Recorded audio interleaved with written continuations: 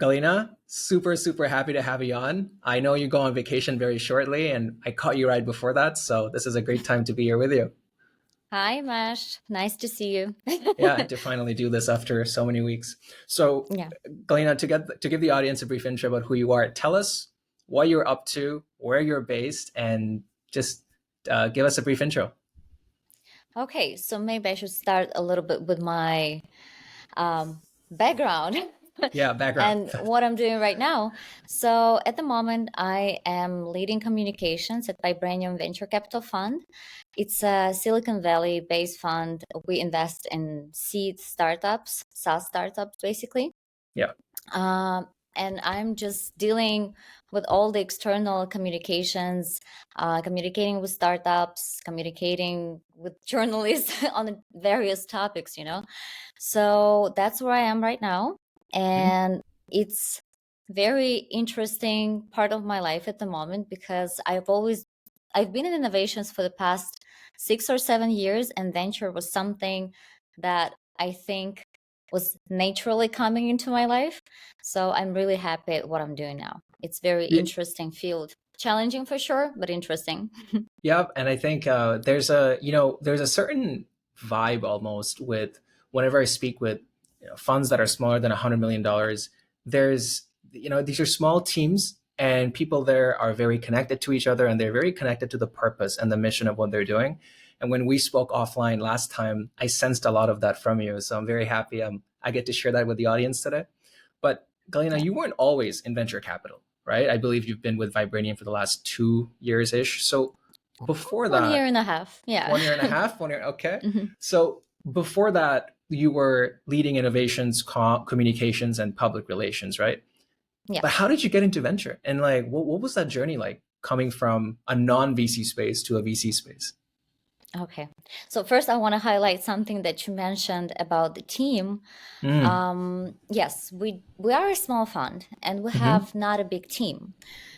But what is very important that we do have this vibe. I guess when you choose people in your team, you try to search for someone who's matching your DNA, like business wise, that they have the same values, the same approach, they're open minded. And I think to be open minded in venture capital is very important because sometimes you have to think out of the box. Of course, you have some rules that you have to follow, but it's very important to create a team that is following common goal. We always stress that to startups, that team is very important. So for us also, team is very important. So it's number one that I wanted to highlight. And about my, let's do, professional journey, I used to work in many companies, international, and one of my longest one was Enel Group. It was power company. I started in press office, then I naturally moved to Innovation Hub because I was Yeah. covering mostly news on innovations and new projects that our company does, and just all the innovative projects we work with, invest and stuff like that. I was working there, then I moved to, like, it was another step for me. I moved to corporate accelerators, so I had to learn from the inside how big companies actually work with startups, in what kind of Mhm. formats they use. Is it like a open innovation approach, or they try and create a product inside their company using the ideas of their employees and programs that will facilitate employees creating something new that Mhm. can be scaled later on. So it was a valuable experience for me also. For 3 years, I used to work there. And Mhm. then this just opportunity came and I decided, why not? Yeah. Because for me, I always loved to work with startups. I have this, I don't know, I know that create something from scratch, create something that you think might change something, like the field, industry, the world. I know it sounds like a very big thing, but still, because when you're creating something, you have in mind, okay, I want to improve something, I want to make something better, or something work faster, or I don't know, I want this ecological problem to be solved because of my company, and you have this big goal in mind.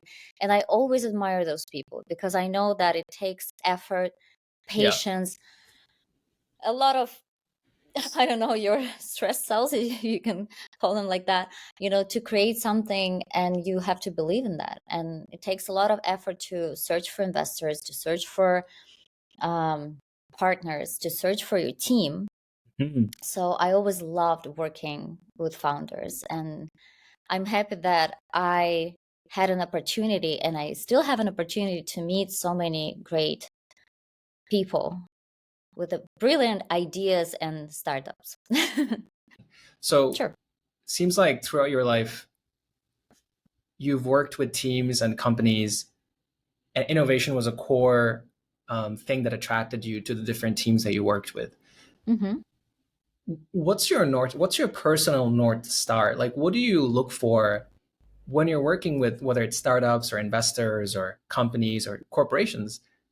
What do you personally look for? And I'll tell you what I look for. When I look for people to partner up with or work with, I look for two things. On the personal side, I look for people that I can be myself with, be authentic Mm-hmm. with, Mm-hmm. drop the act and just be, human to human. That's the first thing I look for. The second thing I Mm-hmm. look for is what you mentioned, funny enough, which was the ambition and the drive to create something from nothing, to do whatever you can, bring the right people, resources, and tools into the room so you can actually build something that'll benefit yourself as well as people around you. That's what I look Mm-hmm. for when I try to work with people. What do you personally look for, Galina, in your everyday life? Very interesting. When it comes to my job, of course, right? Hmm. Yes. Well, um, first of all, if I limit myself with communications, when Hmm. I work with startups or communicate with them, I really looking for them to be more open-minded Hmm. and not to be afraid to test something. Because when you're working, for example, you try to create a story, you try to pitch to a journalist a very interesting story as you think. I mean, of course, it's interesting and it came from the startup. Of course, they think it's interesting. So you try to create something that might be also be that interesting for the journalist. And Yeah. sometimes it's not working the way you think it would. Sometimes you get many no's if you're lucky to even get an answer. Mm. And of course, some of the founders, they are a little bit upset that, okay, they gave Yeah. a comment, they, you know, invested their time and there's like no outcome. And I always try to tell them that it's like looking for an investor. You're pitching your project to many investors, and out of, I don't know, 50 no's, you get this one yes that you've been looking for. The same approach, I think, with the journalist. And I always tell them, just try to lower your expectations a little bit, because there is no guarantee that something will be published, Mm. and I want them not to be upset, because it doesn't mean that their news are not valuable or it's not interesting. It's still interesting and valuable. It just might not be in the scope of interest of that particular journalist at that particular time.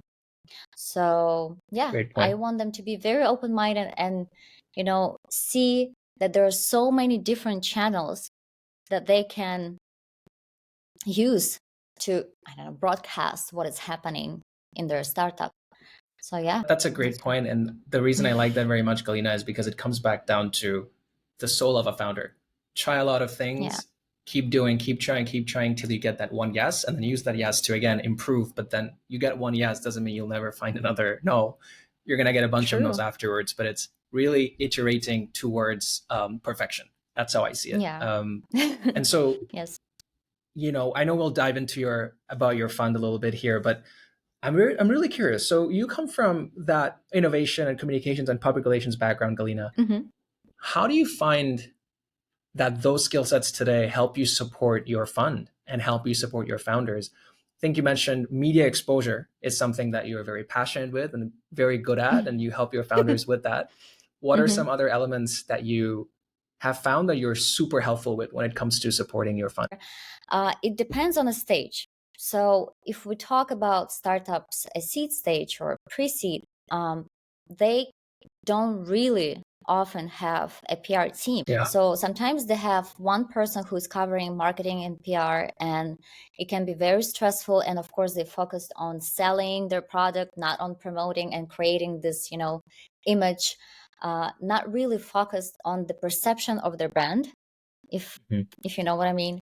I do. So when I see something like interesting frameworks, or I see any, for example, media opportunities that it will be better if their PR team will take care of, I always send it via emails like, hi guys, check it out, or this award is really interesting, you should apply, let me know if you need any help, or Mhm. this is the guide how to create a press release, here's you can do here where you can upload your press release for like different frameworks, and Yeah. we do have a chat with our founders. We Mhm. try to keep them all in one group. So if something interesting comes up in communications, or Zamir, our founder in GP, if he found something that might be useful for them, Mhm. he always share it in a chat. Tell us a little bit about your fund. I know I've done my research, but I'd love the listeners to know a little bit about Vibranium. Well, we are a small fund. As I mentioned earlier, we invest in seed stage startups, SaaS startups. Of course, it's important for them to have a US HQ. That's number one thing. 7 portfolio companies, and we invested in 2 funds. If we saw and spotted something that is very interesting, okay, maybe the startup doesn't meet really some requirements that we have, okay, Mhm. we're gonna take a Mhm. look, we're gonna have a conversation, and then Yeah. we're gonna make the final decision and start everything. And you mentioned, Galina, that they need to have, like, having a United States headquarters is important Yeah, for the it's founders. important. I'm guessing, if I remember correctly on your website, you did mention you're a global fund, right? Which means Hmm. you're helping founders, I'm guessing, also move to the States and really relocate and essentially, what's the word? Stitch them into the American ecosystem. Yeah, yeah. So what's that journey like for you? I know when we spoke last time, you mentioned that when founders move to the States, their expectations need to be reset. The media here doesn't operate the same way in their own countries. Hmm. You probably need to send 100 emails to TechCrunch before they even get in touch with you. You know that better than me. So Yeah. talk to us about those relocation efforts. Like, how do you work with founders to ease that transition into United States and help with their communication and PR efforts? Oh, that's my favorite topic I because know. I like this program so much. Yeah. So yeah, we are helping founders. We have this soft landing program. We had 2 actually already, one last year and another one we finished this year.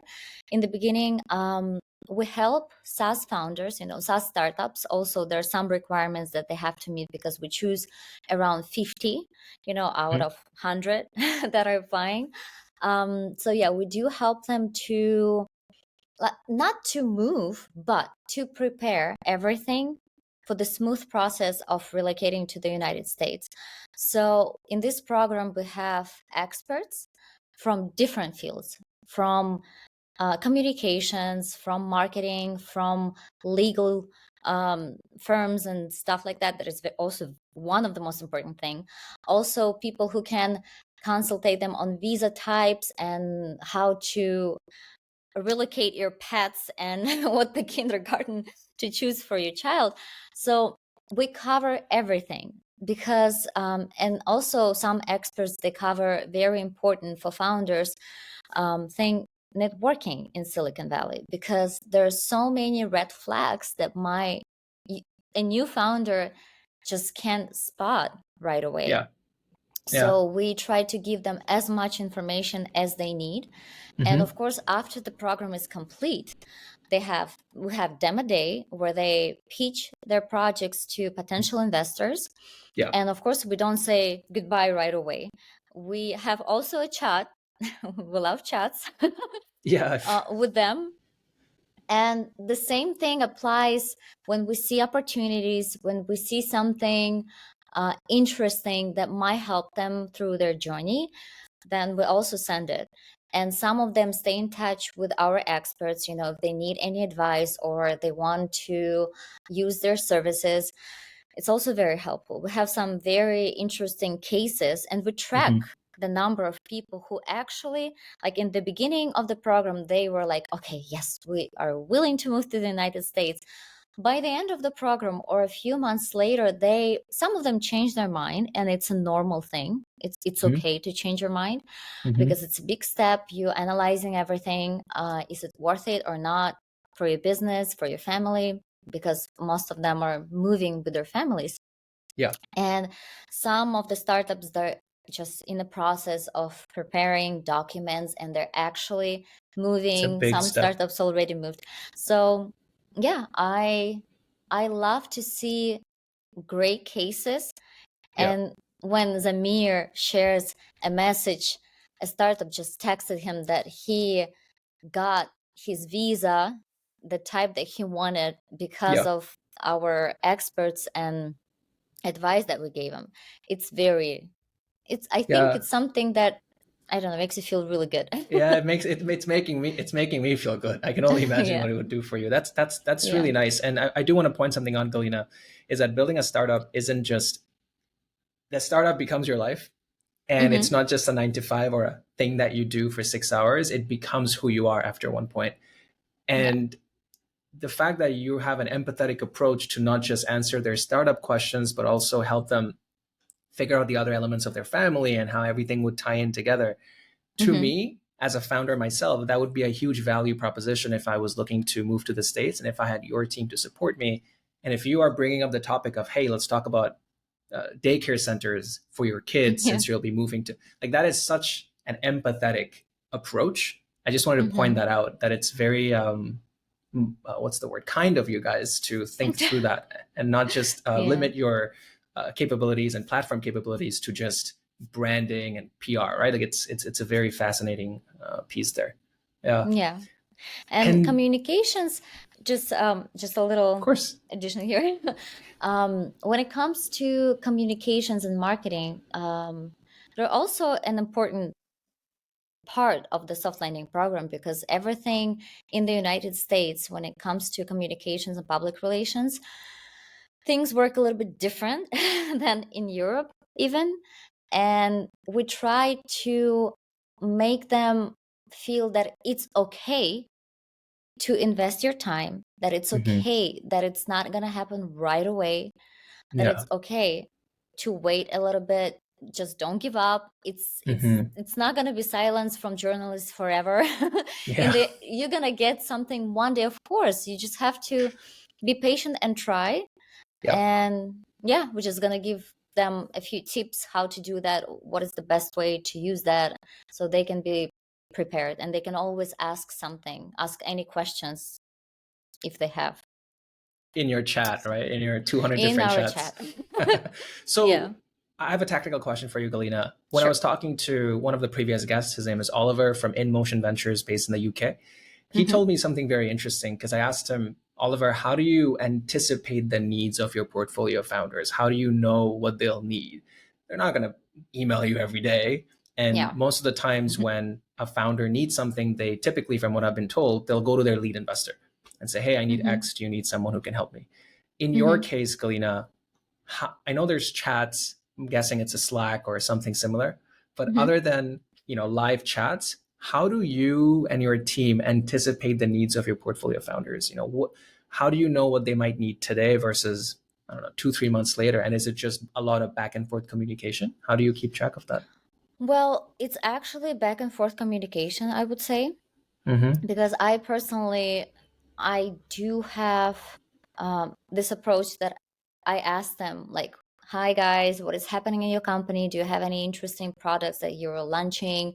Just Mm-hmm. give us an update. Sometimes I have a call with founders, and we just go through what potentially might be interesting, and then I just do a Mm. follow-up, because it's not usually, they can say, okay, we're planning to launch a new product, but we're not sure when it's going to be yet. Maybe 2 weeks from now, maybe 1 month from now.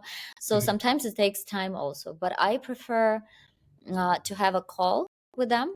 And I basically, when I have something, if I'm looking for a comment, I also know, okay, I see this comment that the journalist is asking, like a journal request, and I already know which startup I'm gonna ask for a comment if they're ready, because it fits their profile better. So I use Yeah. messages, I use calls if I need to dive deeper in what is going on, and if they close around or they have interesting projects or something new, and I don't know, sign a deal with someone, just something that Yeah. I might use as an opportunity to pitch to a journalist. So yeah, I'm maybe very old school. I like to use emails. This is really good, and I do want to point this out. So funny enough, Oliver from InMotion Ventures, Mm-hmm. his past expertise is branding, I believe product launches as well as marketing. What he Mm-hmm. does is essentially a little bit of what you do, and there's a huge overlap where he sits down with his portfolio companies and then has those deep discussions about marketing and branding. What I told him, Galina, was that the fact that he is using his marketing chops to help the portfolio companies is great, not because of his skill set only, but also because of the context. He's literally from the fund that backed the startup. So he Mm-hmm. obviously did his due diligence on the startup. So he already has that context on what the startup is and what they're doing, who are the key members, etc. Mm-hmm. Imagine that versus the startup coming to America, in your case, hiring a PR agency from outside Mm-hmm. the fund. That agency needs to come in, learn about the startup, about the people in the team, the context, whereas you already have that context because you Mm-hmm. are part of the fund, right? Yeah. So I think it's a very smart way of helping out the startups as fast as possible with as less overhead as possible because everyone's incentives are aligned. Yeah. It's very I agree with the what's the name of the person who was before Oliver. on the Oliver. Yes, it's very important because like you already know not everything, but almost everything about the startup and how the processes are organized. So maybe you can give a Yeah. little advice or navigate them. But it's also important to keep in mind that the person who works in the fund and responsible for communication is not a part of the startup, because on Mm. top of helping founders, for example, I also have a job to bring out what is happening in our fund. Mm. So I have also like two parallels, okay, founders and our fund. That's what I'm doing. I'm trying not I don't really like the word to promote, but to gain visibility, for our fund and for portfolio companies as well. So Good when point. startups hire, there are some really good PR firms out there. I Mhm. personally know very professional ones, but there are also like little ones that give you this. I could tell so many things about them that they try, because every startup, when he applies for investment, a part of checking is also, we check media visibility, Mhm. like the history, if the startup had any press releases out there in the internet, Yeah. if it's already, what about the founder? Okay, what about his profile? Is he active on LinkedIn? Okay, if what are the mentions, are negative or positive, of the startup? Can you find any articles? Okay, if you can find, are they outdated or are they like fresh? Mhm. And some of the PR firms, they know that, and they try to basically sell to startups this package with a few publications on very famous but not so I wouldn't say that, not professional outlets. And when I see that, okay, startup was published there, then I probably know that this particular startup used an agency to do that. So to gain a little bit of media presence, at least, I think that it's important to have a person in your team to help with that, because you cannot predict what's going to happen with your startup. Maybe the things will go so fast that Mm. you need someone who knows everything, who can control the flow of news, and who can control and just all the contacts. And the person who is responsible for communication is a content holder, knows CEO, like everyone. and it has an approach and has an access. Sometimes not all PR firms have an access, but usually they do. But if you need to do it right away, okay, you can always call and you can always reach it. If they choose this approach, okay. If they prefer to hire someone and raise a person within the startup, I think it's even better. Or maybe this person in agency can make a great combination as well if there are finances. If startup can afford it, of course, it's also a great thing. Is there a time in a startup's journey between, I'm guessing, seed and Series A, where you have seen them bring in that external PR person? Where it can be an agency, it can be a person, but when should or when have startups, in your experience, have had success bringing in that external PR person to just lead everything comms and PR related? I think maybe after Series A, I would say. Makes sense. Yeah. Because, you have more investment, you have more investors, you have probably more products, and you have more profit. So I think it makes sense if you know the agency, if you know what you're going to get, because no one can give you guarantees. Okay, we're going to give you a publication on TechCrunch. It's not going to work like that. They will try their best. They will try also their best because they have a lot of contact.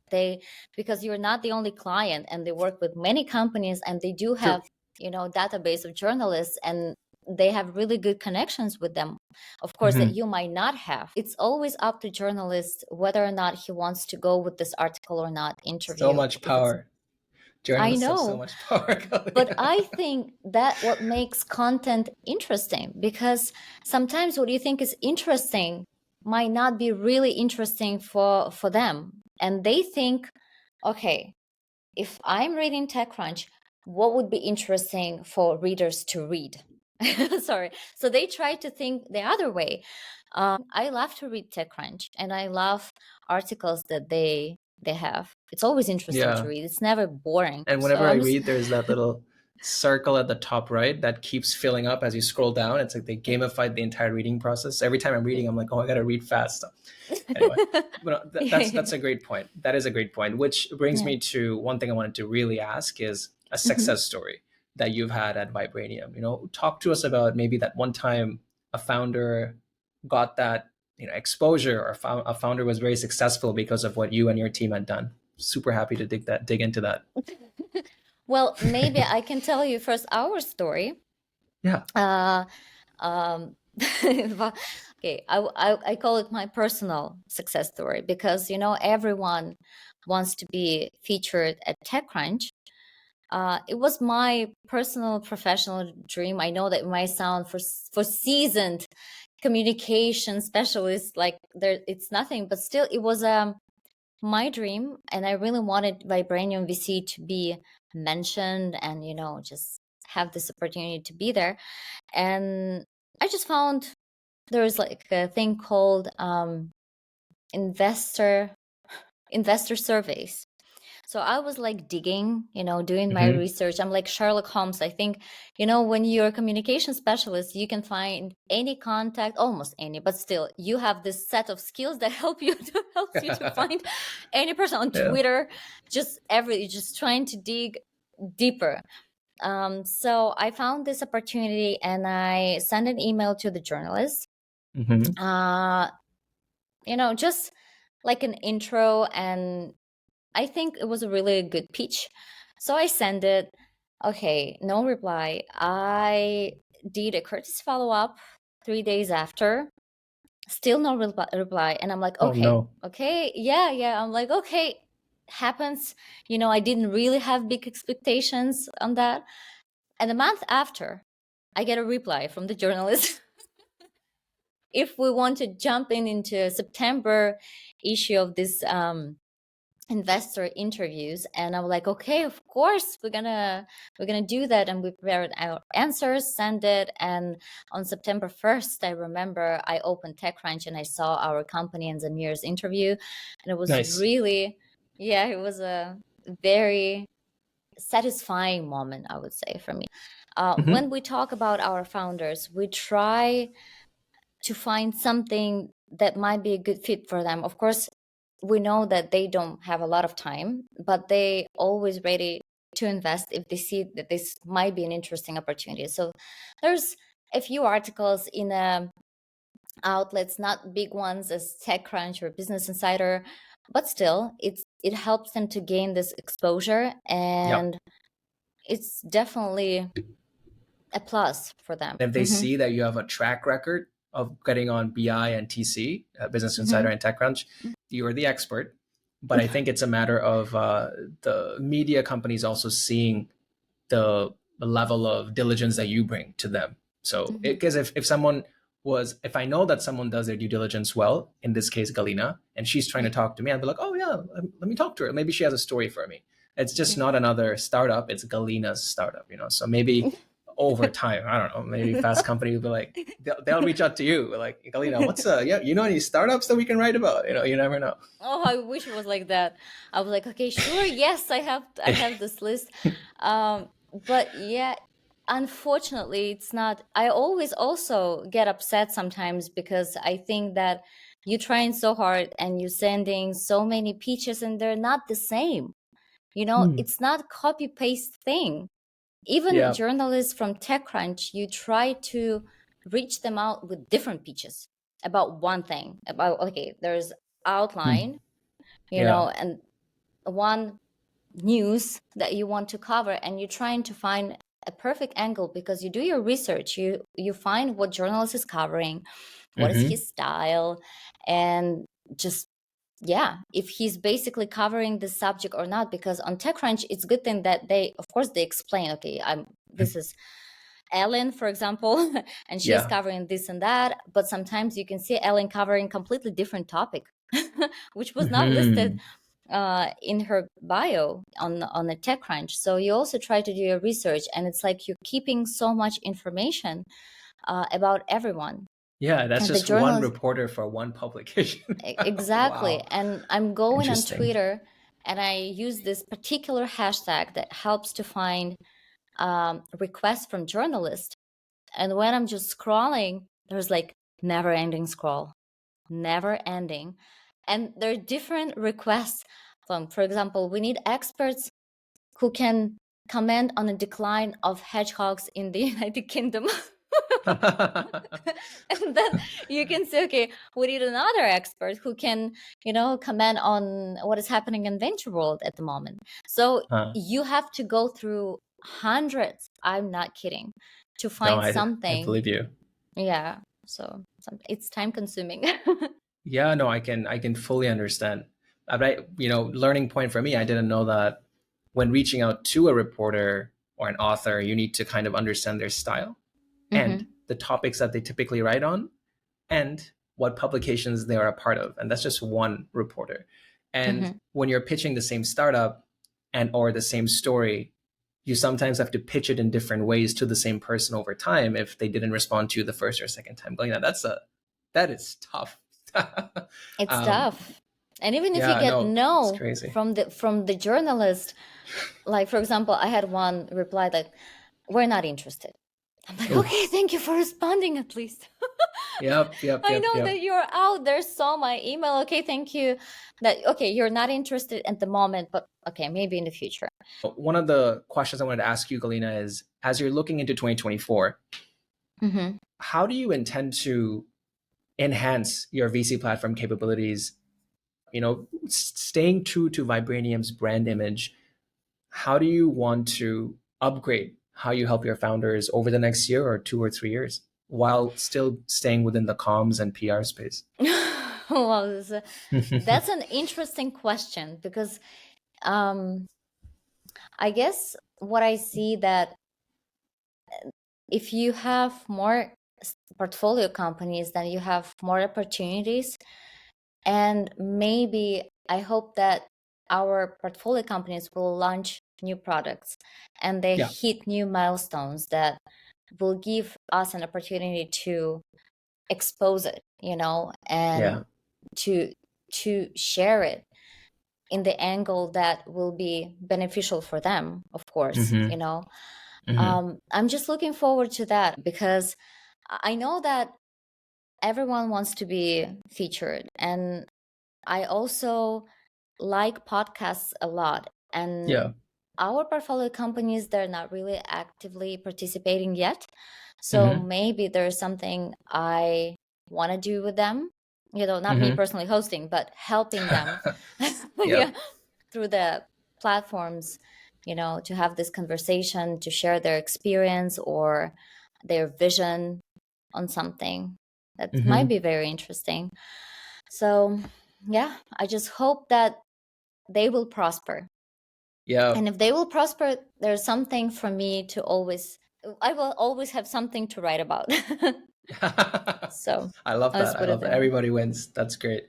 Galina, Yeah. this was so fun talking to you. I don't often Thank talk to a lot of folks who work with communications only and the things that surround it. Like you're very committed to brand, PR, communications, and innovation, and then tying all those together. And you spend a lot of clearly you. time, energy, and effort, and a large part of your life surrounding that space, right? I don't often get to talk to a lot of people like that. So this was very eye opening, enlightening, and very fun to see how close of a relationship you maintain with your portfolio founders. Because as a founder, I can tell you at 1 a.m. when I'm having a mini panic attack because I'm not sure how to do X or Y, and I know I can Mm-hmm. reach out to someone through your chat, someone Mm-hmm. at Vibranium or a fund like that, that is what would keep me calm, knowing that I have someone who can help me and I'm not alone. And I feel like you Yeah. guys are slowly nailing that formula if you haven't already. And it's Mm-hmm. just so empowering to see. So thanks so much for sharing your Oh, it story was with a us lovely today, Galina. conversation. Thank you so much, Mash. Thank Hell you. yeah. But before you go, I will ask you our rapid fire round of questions. Okay. I ask you a question and you tell me what comes to mind. They're a bit Okay. weird or quirky, but just bear with me. Okay, Okay. I'll start. Favorite type of coffee? Latte. Nice. I'm mocha. I know. Cappuccino. I would say cappuccino and espresso. I like coffee in general, not iced coffee Nice. though. I see that. So, how many cups of coffee do you have in a day? Like caffeine wise, like it doesn't affect you? Well, no, I used to work for Italian company, so I used to have so many espressos per day. It's not affecting me. I have immune Were system. you like testing the coffee or?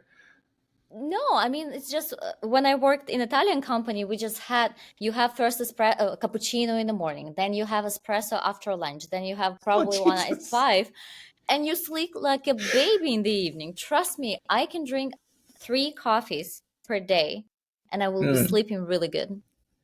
that's okay. I'm the opposite. So, I had a coffee today, it was decaf. Oh, They okay. messed up the oat milk and it messed up my day. But Mm. usually, I love a coffee, Galina, at 9 a.m. If it has 2 shots of caffeine, I can't sleep till 2 a.m. Oh my Literally. Like, 14-hour caffeine. So anyway, very price efficient though. So I don't have to have much coffee each day. True. But anyway, okay. If you could pick Mhm. one superpower, Galina, what would it be? Healing people. It's the superpower that I would love to have. That is so nice. Healing Mhm. them. Through my hands, maybe. Oh no, of course. Not just with the mind, right? Like I'm healing you. Healing them like physical pains, right? Like if someone breaks a leg, like that. Oh, even emotional. I think Oh, even now we are in this era when, your mental health is very important. You have to prioritize it because if you're not taking care of your mental health, you won't be able to live a normal life. that is extremely important. And as the Yeah, platform person at Vibranium, if you understand that, your portfolio founders are very well taken care of, which is great. hopefully. That's Uh-huh. that's beautiful. Go to comfort food. What's your go to comfort food whenever you feel stressed or you just want to relax a bit? Very quickly. Mm. Uh, I don't know. First thing that comes to my mind, mashed potatoes. It's Nice, nice. it's not fast to cook though, but I don't know. It's Edamame true. beans, do you know them? I know edamame, yes, but I They haven't serve had them in a long time. Actually, I have.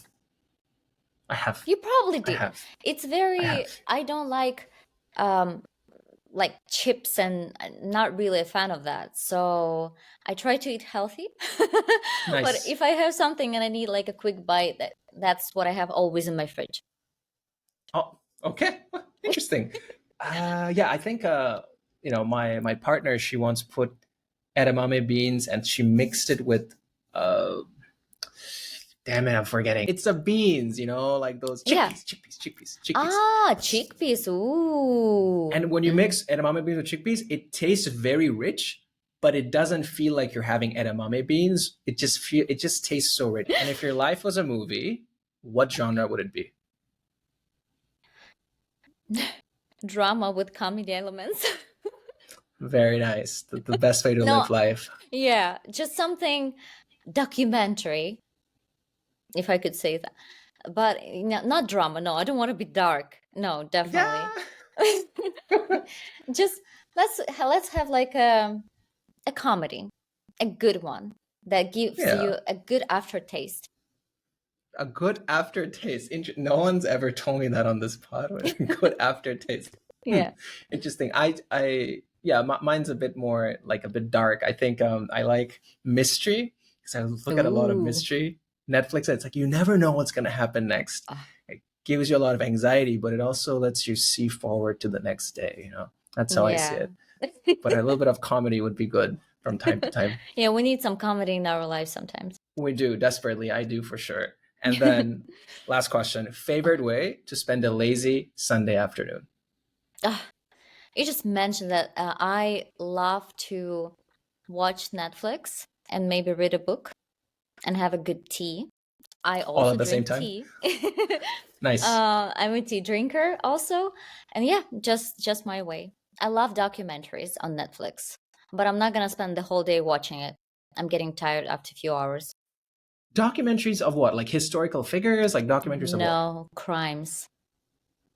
Crime Okay, mysteries is my well, favorite. you don't have to watch a doc. After this podcast, I'll send you a few recommendations. I love, the only genre I love is mystery. Mm-hmm. And I found 3 shows on Netflix. I'll tell you them after the pod. It's so good. And you never know what's going to happen next. It's Oh, send it to blows your me. mind. I need your recommendations. I love it. You will not regret it. I told my mom to watch it. She was like, Mash, I finished the whole season in 4 days. I'm like, don't you work? Anyway. Okay, I'm looking forward to the next weekend. Exactly. But jokes aside, Galina, hyper happy to have you on with me. It was amazing. Thank you so much for spending this lovely evening with me. And I wish to have you again in the future on the Oh, pod. thank you so much for your time. It was really nice talking to you. Have a Feelings great mutual. week. Yeah, you too. Bye. Bye.